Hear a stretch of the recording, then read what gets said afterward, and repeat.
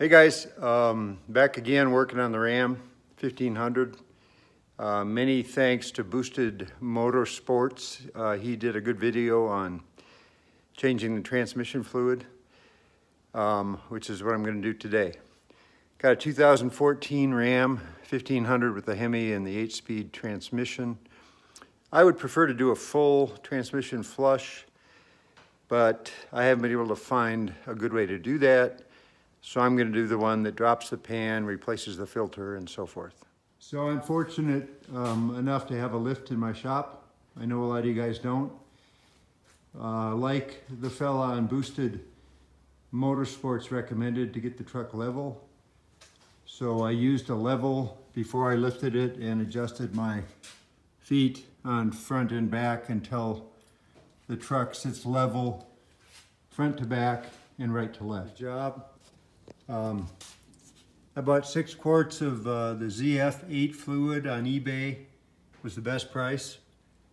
And the tranny pan I bought, as suggested by others on Amazon,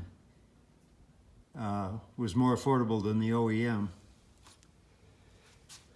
You'd like to have an impact wrench for removing the tranny bolts, not for inserting them. 15 millimeter socket, deep well. 8 millimeter regular wrench. I chopped the top off to make it a little easier access. 8 millimeter socket. T40 Torx and a T40 offset Torx. And a ratchet wrench. And probably optional an inch-pound wrench, because the tranny bolts are to be torqued to 89 inch-pounds. Not sure you can see this, but I was pretty excited that Ram provided a drain plug on the oil filter pan, and it sits right above the exhaust pipe. You can barely see it. It's an Allen head. I have no idea what size it is. I will in a minute, but there's no way you can get to that to drain easily. So I've got a little light on this bolt above the exhaust pipe. It's put on with Loctite. You can kind of see the white goop on the threads from the factory. So that makes it fun because you get about a half a turn and the bolt never gets loose enough to remove it with your fingers. I got all the other bolts out in less time. So I would recommend removing the back bolts, leaving a couple of the front ones in, maybe loosened, so the back edge of the tranny pan can drop and drain the fluid. It's going to make a mess no matter what you do. And I'm still getting out the one Torx bolt that's above the exhaust pipe you may see here. So you need to use a T40 little Torx wrench like this to get to that. You cannot get to it with a socket. And as you pull it forward, you can see there's still fluid coming out. I'm going to let that clear before I take it out. Okay, so live and learn. The back of the pan does not want to clear the valve body. It's a little tight and I don't want to force it. So 15 millimeter socket. Where are we? Here we go. There's 2 bolts that will loosen the tranny mount. So there were actually 3 bolts, 15 millimeter, and I think you can see I created, where are we here? About a ½ inch gap. Here. Between the cross member and the mount, about a ½ inch. I used a large 4-jack. You guys on the ground probably use a bottle jack. And now the pan, if I come around front, I hope you can see this. The pan now has clearance where it didn't want to clear the exhaust pipe. If I take it out here, it's snug, but it comes out easily. Don't know if I mentioned, my truck has 70,000 miles. Doing this for preventative maintenance. do tow a boat with the vehicle.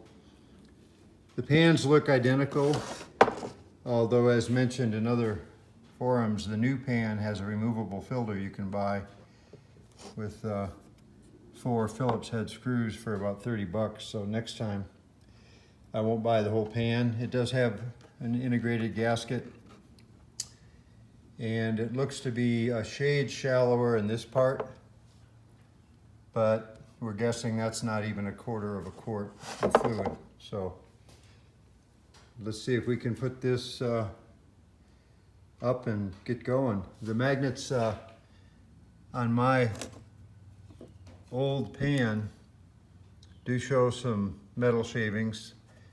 Nothing bad in the fluid. Fluid's clear. The new pan has the magnets in the front also, but not these little side magnets if you care. I guess you could put a few in and glue them to the new pan, but I'm not really worried about that.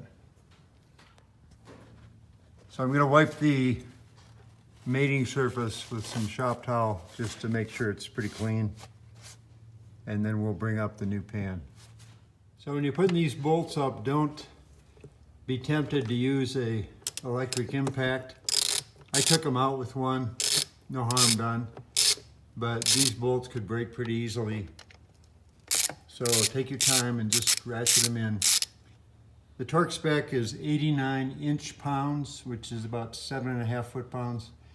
I have an inch-pound torque wrench I'll use. So snug these up until you just see the gasket surface contact the mating surface. Don't really put any torque on them, just lightly torque them up or snug them up. I probably should have taken a picture of this before, but this says to check the filling temperature between 104 and 122, which we'll get to in a minute.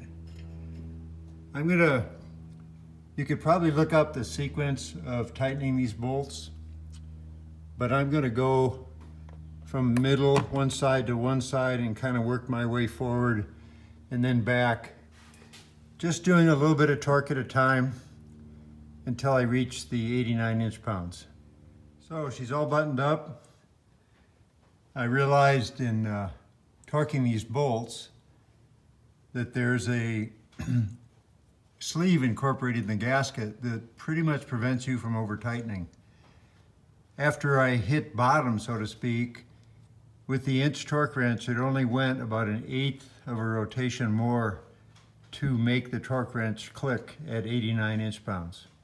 So looking at the old pan, this is what I'm talking about. These aluminum, I believe, sleeves will limit how tight you tighten the bolt, as long as you don't get crazy with them. So, as I said, my inch torque wrench clicked about 1/8 of a rotation after this bottomed out.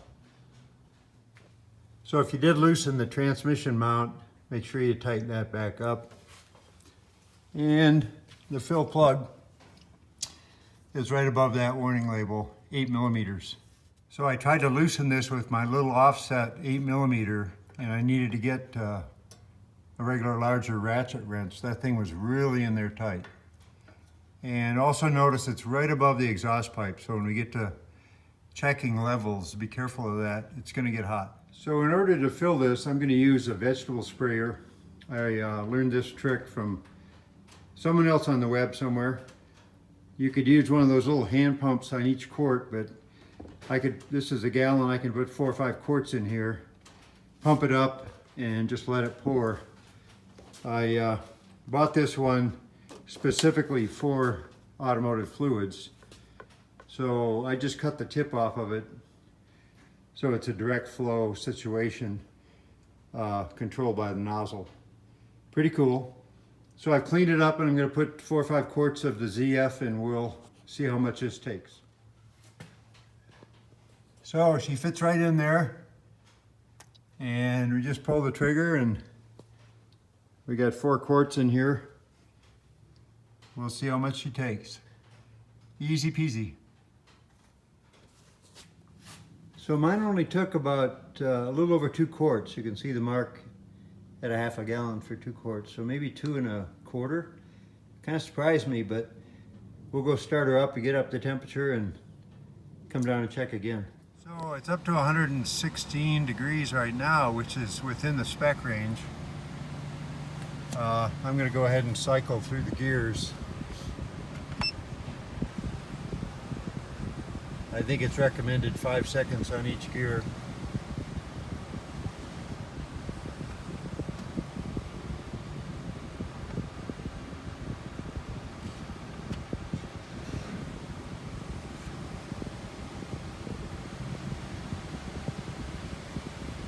So when I started her up again, let her run, it took another 2 quarts. So it took the whole 4 quarts and started to drip back.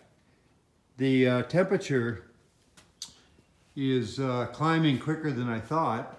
It's up to 130, and it says to check it between 104 and 122. So I'm letting it cool down, start it up several times, see if I've got a fast drip.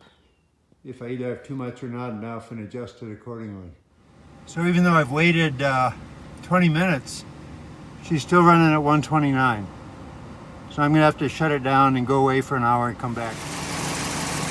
So she's up to temp again, about 120. I'm adding fluid, looking for that fast drip.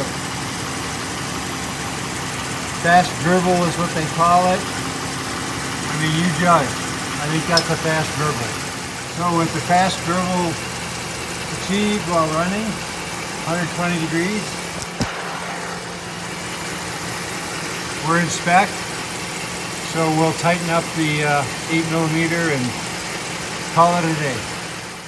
So in summary, I prefer to do a full fluid flush. I've done on other vehicles, but it wasn't readily apparent how to do it on the Ram with this 8-speed. Dipsticks are a thing of the past. Makes it a little harder. So at 70,000 miles, I figured 4.5 quarts is what it took, and a new filter is better than nothing.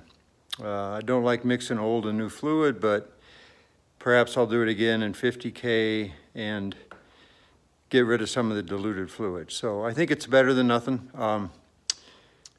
So that makes it a little hard to get that 104 to 122 degree range. When I checked the fluid for the fast drip, it took me about 3 minutes. By the time I got up to the truck, the tranny was already at 131 degrees.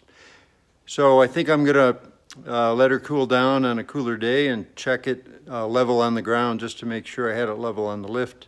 Not too bad to get under there to just check for a fast drip when it reaches temperature. So. Good luck, and I'll try to leave some links to the products, at least the tranny pan, and hope you all have a great day and have fun working on your trucks. Bye for now.